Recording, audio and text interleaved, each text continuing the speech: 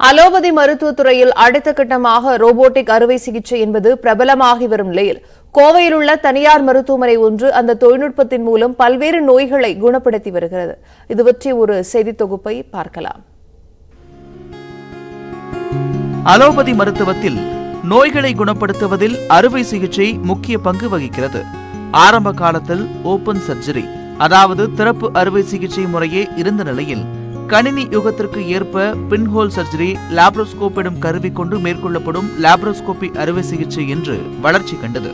தற்போது இதையும் முந்திக் கொண்டிருக்கிறது ரோபோட்டிக் அறுவை சிகிச்சை.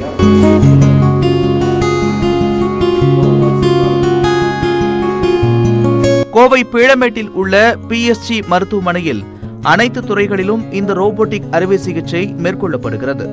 இரத்த இழப்பு குறைவு, வலி மிக குறைவு, மருத்துவமனையில் நோயாளி தங்கும் காலம் குறைவு, அறுவை தழும்பு குறைவு, பாதுகாப்பு அம்சம் என பல்வேறு நன்மைகள் இருப்பதால் மக்களிடம் இதற்கு வரவேற்பு இருக்கிறது. நுண்துளை அறுவை சிகிச்சை போன்றே ரோபோ அறுவை சிகிச்சையும் செய்யப்படும் என்றாலும் அந்த கருவிகள் மருத்துவரின் கைகளில்தான் இருக்கும். ரோபோ அறுவை சிகிச்சையில் ரோபோ என்னும் மனித இயந்திரத்தின் கைகளை இயக்குவதும் மருத்துவர்கள்தான்.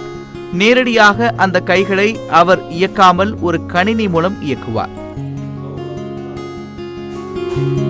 மருத்துவரின் கைகளுக்கு எட்டாத மிக சிறிய உடல் உறுப்பும் ரோபோவின் கைகளுக்கு எட்டும் அளவிற்கு வடிவமைக்கப்பட்டுள்ளதே இதன் தனி சிறப்பு.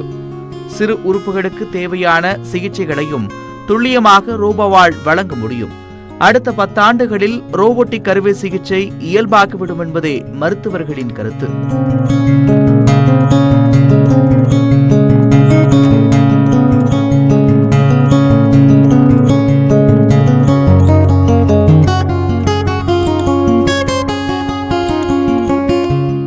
ரோபோ தன்னிச்சையாக செய்யும் சிகிச்சை அல்ல.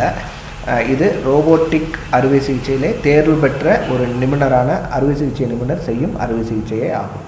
இப்போ இந்த ரோபோட்டிக்கில் மற்ற அறுவை சிகிச்சை விட என்ன அட்வான்டேஜ் அப்படின்னாக்கா, நம்மளுடைய ஓப்பன் அறுவை சிகிச்சையில் மிகப்பெரிய காயத்தை ஏற்படுத்தி வயிற்றுக்குள்ளே போய் நம்ம பெரிய அறுவை சிகிச்சை செய்ய வேண்டியிருக்கு.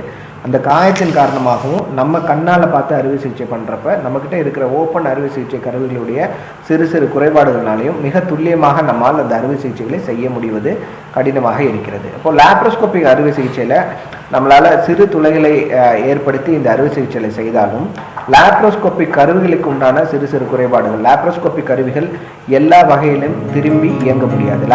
கோவை PSG மருத்துவமனையில் கடந்த 2 வாரங்களில் 15 ரோபோட்டிக் அறுவை சிகிச்சை செய்யப்பட்டுள்ளது. 3 வயது குழந்தை முதல் 72 வயது முதியவர் வரை இந்த சிகிச்சை அளிக்கப்பட்டுள்ளது.